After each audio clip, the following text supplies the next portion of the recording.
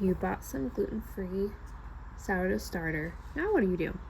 Well, you can put it in the fridge.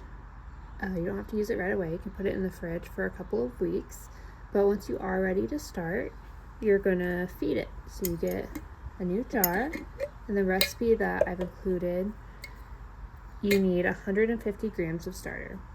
And so right now you have 60, so you need to feed it so that you have enough to put in your bread. So you're gonna get a jar, you're gonna tear off so that the amount is 0 grams on your scale. Then you're gonna open up your starter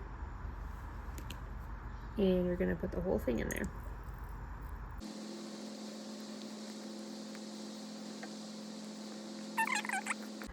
So how you feed your starter is usually 1 to 1 to 1. The issue is 1 of starter, 1 of water, and 1 of brown rice flour. But with gluten-free, you're gonna do it a little bit differently. So you need a little bit more water. So we've got our amount here. We're gonna tear it to 0 again. And we'll do about 65 grams of water.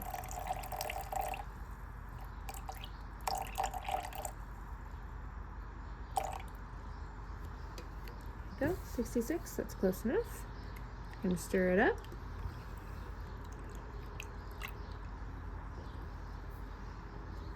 All right, we're gonna tear it again on your scale so it goes back to 0. And then we're gonna get your brown rice flour. So how much flour you need can depend on the brand that you have of brown rice flour. So we're gonna do about 55 grams and then we're gonna see what the texture of it is.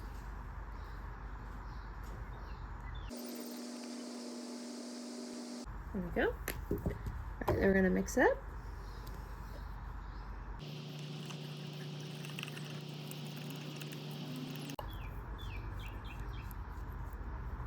All right, that's about good texture. So it should be like really thick pancake batter. All right, so then we're gonna scrape down the sides.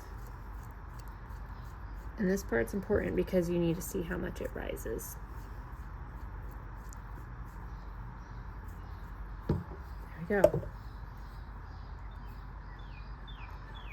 So now you're gonna leave this at room temperature. You can even leave it in someplace a little warmer is better. So like 80, 85 degrees is good, but if it's just inside, it just takes longer. So the warmer the temperature, the faster it'll rise. The colder the temperature, the slower it'll rise.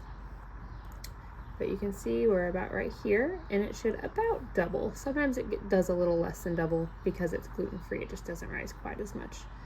So we're gonna put the lid on loosely, and then we'll just leave that at room temperature. After that, you will take 150 grams out of this, and you'll use that in your recipe. The rest of it you will put in the fridge to use for next time. And that's how you take care of your gluten-free starter and get it ready to use in the recipe.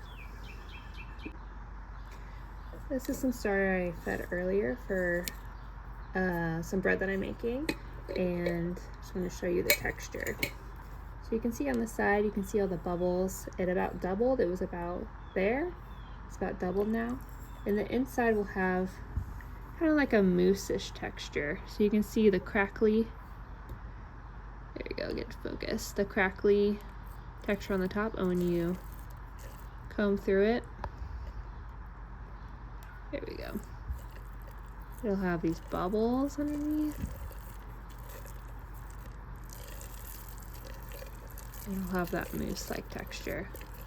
And this is ready to go into the recipe. So that's what yours should look like before you're ready to put it in your recipe.